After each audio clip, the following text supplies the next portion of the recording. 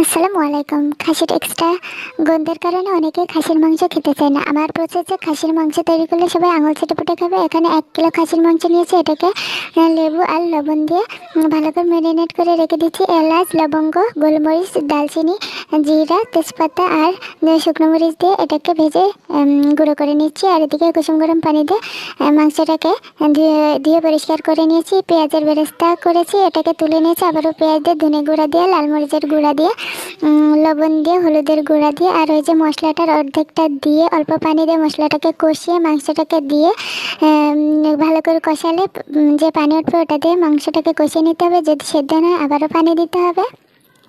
পানি দিয়ে মাংসটা সুন্দর মতো সেদ্ধ হয়ে আসলে তাতে পেঁয়াজের বেরেস্তা আর ভেজে রাখা সেই মশলার বাকি গুঁড়োটুকু দিয়ে পরিবেশন করুন। তো বন্ধুরা, আজকের খাসির মাংসের রেসিপিটা তোমাদের কাছে কেমন লেগেছে অবশ্যই কমেন্টে জানাতে একদম ভুলো না।